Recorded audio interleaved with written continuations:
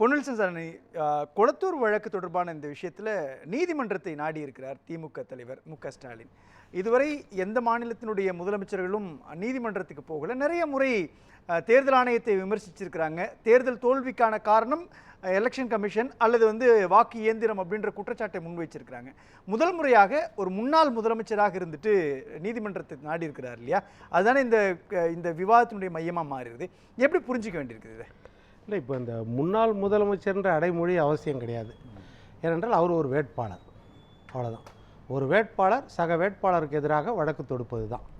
இப்போ கடந்த காலங்களில் பிரதமர் வேட்பாளர் அவர் ஜெயித்த பிறகு ரேபரேலி தொகுதியில் அவருக்கு எதிராக ராஜ்நாராயணன் வழக்கு தொடுத்து அந்த தேர்தல் வழக்கில் இந்திரா காந்தி அம்மையார் வெற்றி பெற்றது செல்லாதுன்னு அறிவிக்கப்பட்டது. அதற்காகத்தான் அலகாபாத் நீதிமன்றத்தில் அதன் தொடர்ச்சியாகத்தான் எமர்ஜென்சியே வந்தது இந்தியாவில்.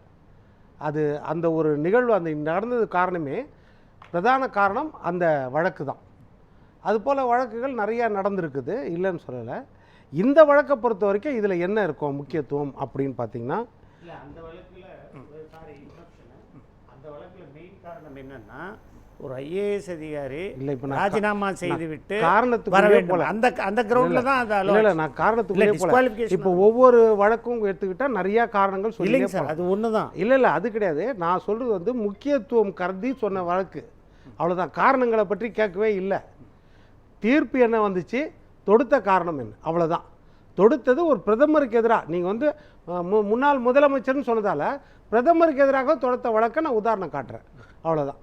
அதுக்கடுத்து என்ன சொல்ல வரேன்னா, இப்போ இந்த வழக்கை பொறுத்த வரைக்கும் என்னென்னா, இதில் பெரிய முக்கியத்துவம் கிடையாது. இல்லை, இந்த வழக்கை பொறுத்த வரைக்கும் பெரிய சாராம்சம் இல்லை. சப்ஜெக்ட் ஓரியன்ட் இந்த கேஸ் கிடையாது. அப்படியே சார் நீதிமன்றத்தினால். ஆனால் என்ன அப்படின்னா, திமுகவை பொறுத்த வரைக்கும் இல்லை, நம்மளுக்கே அரசியலுக்கு அப்பாற்பட்டு மற்ற கட்சிகளும் எடுத்துக்கோங்க. எப்படி ஜெயலலிதா அம்மா மறைவு போது பிரதான எதிர் வரிசையில் இருந்தவங்களே என்ன சொன்னாங்க, அம்மா நீ ஆழக்கூடாதுன்னு தான் நினச்சோம், வாழக்கூடாதுன்னு நினைக்கலையேன்னு. அதுபோல் கொளத்தூர் தொகுதியில் 1000 கருத்து வேறுபாடுகள் இருந்தாலும் ஸ்டாலின் அவர்கள் தோற்றிருக்கக்கூடாது, முன்னாள் இது எல்லாருக்கும் எண்ணத்துலேயும் மனசில் இருக்குது. அப்படி இருக்கும்போது அந்த சொந்த தொண்டர்களுக்கு எவ்வளோ சோர்வாக இருக்கும். அப்போது அவங்க என்ன நினைப்பாங்கன்னா, நம்ம தலைவர் தோற்கடிக்கப்பட முடியாத தலைவர், இன்றைக்கு இருக்கிற தலைவர் அப்படின்ற எண்ணம் அவங்களுக்கு இருக்கும்போது, அவருடைய சொந்த தொகுதியிலேயே சிட்டிங் தொகுதியிலேயே தொடர்ந்து வெற்றி பெற்ற தொகுதியிலேயே தோற்கிறார் போது அது அவங்களால ஏற்றுக்கொள்வது ரொம்ப கஷ்டமாக இருக்கும். ஒரு சோர்வு இயற்கையாகவே இருக்கும். என்ன உற்சாகம், நீங்கள் எலெக்ஷன் கமிஷன் மேலேயோ அல்லது வாக்கு இயந்திர கோளாறுன்னு சொல்லி மக்கள் மன்றத்தில் பேசிட்டு போகலாம் இல்லையா? நீதிமன்றத்துக்கு போகிறாங்க அப்படின்னும் பொழுது ஒரு நல்ல ஸ்ட்ராங் எவிடன்ஸ் இருக்குது அப்படின்னு தான் அர்த்தமாக. அதில் என்னென்னா, சில இடத்துல இந்த மாதிரி தவறுகள் இவிஎம் மிஷின்லையோ இல்லைனா விவிபேட்லேயோ இல்லைனா கண்ட்ரோல் யூனிட்லேயோ ஏதாவது நடந்திருக்க வாய்ப்பு இருக்கிறது எங்கன்னா ஒரு 2 இடத்துல. அது தேர்தல் முடிவை மாற்றக்கூடிய அளவுக்கு ஆதாரம் இருக்குதானா இல்லை, அதுதான் சொல்கிறேன். அதனால் இவங்க என்னென்னா, ஆட்சேபனை எப்போ தெரிவித்தாங்க தெரியுமா?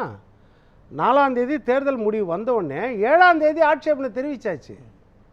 இந்த தேர்தலில் ஏதாவது முறைகேடு நடந்திருக்க வாய்ப்பு இருக்கிறதா அல்லது எந்திரங்கள் பழுது நடந்திருக்க வாய்ப்பு இருக்குதான்னு ஒரு வழக்கு இவங்க ஏற்கனவே தேர்தல் கமிஷன்ட்டு கொடுத்தாச்சு.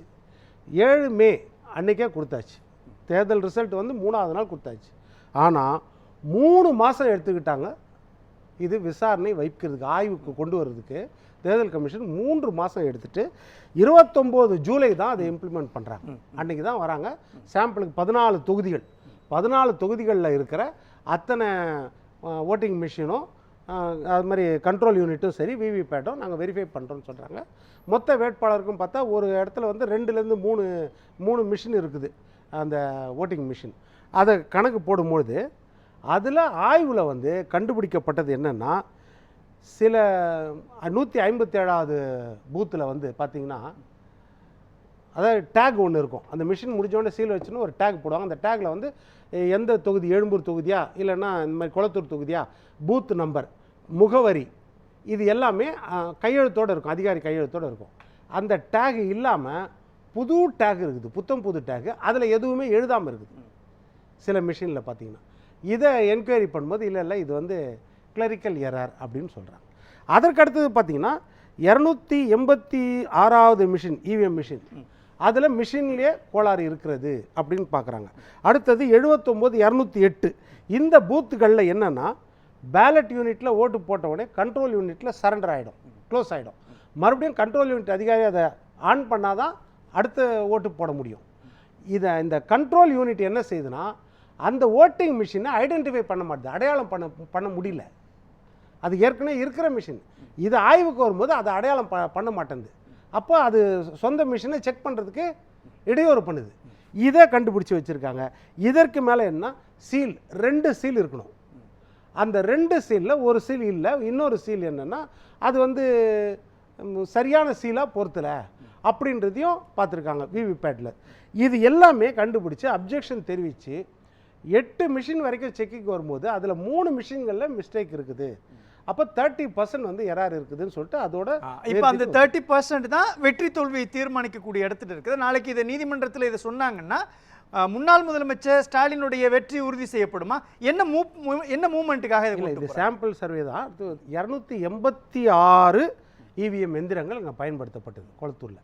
அப்படி இருக்கும்போது என்ன சொல்கிறாங்கன்னா இந்த சர்வேலேருந்து இவங்க எடுத்து இதுக்கு எங்களுக்கு விளக்கம் கொடுங்க.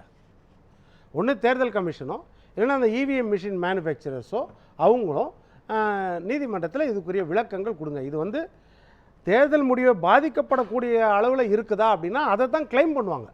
தேர்தல் முடிவு மாறி இருக்கும், நாங்கள் தான் ஜெயிச்சிருப்போம். இதே போல் வந்து எல்லா இடத்துலையும் நடந்துச்சுன்னா சாம்பிள் எடுத்த இடத்துலேயே 30% இருக்குது, மற்ற இடத்துல நடந்துச்சுன்னா அப்படின்ற கிளைம் வருது. மிகப்பெரிய ஆதாரங்கள் இல்லாமல் தேர்தல் முடிவை நீதிமன்றமும் மற்றவர்களும் மாற்ற முடியாது. ஆனா இதுல திமுக தரப்பு என்ன சொல்றாங்க சார்? இல்ல சார், திமுக தரப்பு என்ன சொல்றாங்க? அவசர வழக்காக விசாரிக்கணும்ன்றாங்க இல்லையா? அவசர வழக்காக விசாரிக்கணும்னா ஒண்ணு இந்த ஜட்ஜ்மெண்ட்டுடைய ரிசல்ட் என்னன்றதை நோக்கி பயணிக்கணும். இன்னொன்னு முன்னாள் முதலமைச்சர் மு.க. ஸ்டாலின் வெற்றி பெற்றிருக்கிறாரு, அதை மறைக்கிறாங்க, ஏதோ ஒரு தவறு நடந்திருக்கு, குளறுபடி நடந்திருக்கு, அவர் மீண்டும் சட்டமன்றத்துக்கு கொண்டு வரணும். இந்த ஆங்கிள் தானே இதுக்குள்ள ஒளிஞ்சிட்டு இருக்கு. நம்ம தலைமை நீதிபதி தர்மாதிகாரி தலைமையில் இருக்கிற அமர்வு வந்து அதை ஏற்றுக்கிட்டு அவசர வழக்கை, காரணம் என்னன்னா தேர்தல் வழக்கு என்பது அதுவும் இந்த மாதிரி எந்திர கோளாறுகள் வழக்கு என்பது மிகவும் அவசியமான வழக்கு தான் அப்படின்றது ரொம்ப முக்கியம். இதில் வந்து என்ன முடிவு வரக்கூடிய வாய்ப்பு இருக்கிறது அப்படின்னா ரீகவுண்டிங், மறு வாக்கு எண்ணிக்கை வரக்கூடிய வாய்ப்பு இருக்கிறது. அப்படி இல்லைன்னா எக்ஸ்டென்ஷன் ஆஃப் த வெரிஃபிகேஷன். இப்போ ஆய்வுக்கு உட்படுத்தினாங்களே அதை இன்னும் ஆய்வுக்கு உட்படுத்துறதுக்காக மற்ற சாம்பிள்ஸ் எடுக்கக்கூடிய அந்த மாதிரி தீர்ப்பும் வரக்கூடிய வாய்ப்பு இருக்குது இல்லையா? இதில் இன்னொரு விஷயம், ஏற்கனவே முன்னாள் சபாநாயகர் அப்பாவு இன்பதுரை இந்த வழக்கில் கூட ரொம்ப லேட்டராக தான் அதனுடைய ரிசல்ட் வந்தது. அதனுடைய ரிசல்ட்டு எலெக்ஷனில் சொன்ன ரிசல்ட்டை விட நீதிமன்றத்தின் மூலமாக நிரூபிக்கப்பட்ட ரிசல்ட் வேறு. இப்போ இந்த வழக்கம் அப்படி தானே நீண்டுட்டு போகிறதுக்கான ஒரு வாய்ப்பு இருக்கும். இப்போ இதில் திமுக எந்த விஷயத்தை காய் நகர்த்தலான்னு முயற்சி பண்ணுறாங்க? இப்போது அது வந்து நம்ம நீதிமன்றத்தில் இருக்கிற முறைகளில் இருக்கிற கோளாறுகள்னு கூட எடுத்துக்கலாம். அது நம்ம இதில் சொல்ல முடியாது. ஆனால் என்னென்னா வழக்கு போட உரிமை இருக்கிறதா? உரிமை இருக்குது. ஆனால் இந்த வழக்கோட உண்மையான நோக்கம் என்னவா இருக்கும்னா தன்னுடைய தொண்டர்களை உற்சாகப்படுத்துறது. அதுதான். அதாவது ஒரு சோர்வாக இருக்கிறவங்கள அதில் வந்து தொண்டர்கள் சொல்லுவாங்கள்ல, ஏதோ நடந்துருக்குதுப்பா, அதனால தான்ப்பா நம்ம தலைவர் தோற்றுருக்காரு, இல்லைனா தோற்றுருக்க வாய்ப்பு இல்லை. ஆனால் இதில் ஒரு மிகைப்படுத்தப்பட்ட செய்தி என்னென்னா, நகைப்புக்குரிய செய்தி கூட சொல்லலாம். நீங்கள் எம்எல்ஏ விஎஸ் பாபு அவர்கள் சொல்கிறது தான் என்னென்னா, இவர் இல்லை, கலைஞர் நின்றாலே நான் தோக்கடிச்சிருப்பேன், நான் தோக்கடிச்சிருப்பேன், விஜய் தோக்கடிச்சிருப்பார், இல்லை என்கிட்ட தோற்றுருப்பார். இது என்ன வார்த்தைன்னு எனக்கே புரியலையே. அவங்க ஒரு நம்பிக்கை தானே சார்? இல்லை ஒருவேளை அவங்களுக்காக சேர்த்து இதையும் பேரறிஞர் அண்ணா நின்றுருந்தா திமுக சார்பா அப்பவும் விஎஸ் பாபு தான் ஜெயிச்சிருப்பாரா? ஒருவேளை கர்ம வீரர் காமராஜர் நின்றுருந்தா, அப்படி இல்லைன்னா புரட்சி தலைவி ஜெயலலிதா அம்மா நின்றுருந்தா? இதெல்லாம் யதார்த்தமான கேள்வி இல்லை. இது அவங்கெல்லாம் இவங்களுக்கு எதிராக நின்ற கட்சியை பற்றி சொல்கிறேன் நான். இப்போ ஆதரவு கட்சி சொல்ல, இப்போ விஜய் கட்சினா அவர் கட்சி, அதை சொல்லலை நான். எது திமுகனா அண்ணா, பேரறிஞர் அண்ணா, அவர் நின்றுருந்தாலும் விஎஸ் பாபு தான் ஜெயிச்சிருப்பாரா? சரி, எதிராக காங்கிரஸ் காலகாலமாக இருந்துச்சு, காமராஜர் ஐயா நின்றுருந்தாலும் சரி, ஏடிஎம்கேவும் அங்கே எதிர் இருந்துச்சு, சந்தன கிருஷ்ணன் நின்றார்னு நினைக்கிறேன். அதுக்கு பதில் செல்வி ஜெயலலிதா அம்மா நின்றுருந்தா அப்போவும். ஏன்னா நான் சொன்ன இந்த 3 உதாரணங்களும் ஏற்கனவே தோத்தவர்கள். 1962 காஞ்சிபுரம் தொகுதியிலே பேரறிஞர் அண்ணா தோத்தார். 1975 விருதுநகர்லேயே கர்மவீரர் காமராஜர் சொல்லிட்டார். அதே மாதிரி 1996 பர்கூரில் ஜெயலலிதா அம்மா தோத்தார். அப்போ அவங்களாம் இவர் தோக்கடிச்சிருப்பாரா? என்ன வார்த்தை இது? என்ன பேசுகிறோன்னு தெரியாமையே. அதுதான் விஜய் வந்து தான் பேசுவது இல்லைன்றது பெரிய குறை, மற்றவங்களை இஷ்டத்துக்கு பேச விட்டுறாருன்றதும் பெரிய குறையா. பேசக்கூடிய இவிஎம் மேலே தான் எல்லாருமே தீர்ப்பளிச்சிருக்கிறாங்க. இதற்கான காரணம் வந்து அதீத நம்பிக்கை. என்னென்னா இவிஎம் மேலே நம்பிக்கை இல்லைன்றதை தாண்டி உளவியல் ரீதியாக பார்த்தீங்கன்னா ஸ்டாலின் மேலே குளத்தூரில் அவர் ஜெயிப்பாருன்ற அதீத நம்பிக்கை. அதனால தான் அவங்க வந்து பொதுவாக நீங்கள் கேட்டிருந்தீங்க வச்சு 234 தொகுதியில் இவிஎம் மேலே நம்பிக்கை இல்லையானா அது பெருசாக இருக்காது. குளத்தூர்னும் போது அந்த மக்களுக்கு வந்து இயற்கையாக அரசியலுக்கு அப்பாற்பட்டு எல்லாருக்குமே குளத்தூரில் ஸ்டாலின் தோத்துட்டாரா எப்படி ஒரு இவிஎம் தவறாக இருக்கலாம், அந்த எண்ணத்தில் போடப்பட்ட ஓட்டாக இருக்கலாம்னு நான் நினைக்கிறேன். பட் ஆதாரத்தை இது நிரூபிக்கிறதுல இதில் உள்நோக்கம் இருக்குதா, முறைகேடு நடந்திருக்குதா அப்படின்றத நிரூபிக்கிறது மிக மிக மிக கடினமானது. ஆனால் எந்திரத்தில் கோளாறு ஏற்பட்டதுன்றதுக்கு தேர்தல் கமிஷன் மிகச்சரியான காரணத்தை சொல்லலைன்னா மறுவாக்கு எண்ணிக்கை இல்லைன்னா மறுபடியும் இதை குறித்த ஆய்வு பெரிய அளவில் வெடிக்க கூட வாய்ப்பு இருக்குது. நன்றி சார், நன்றி.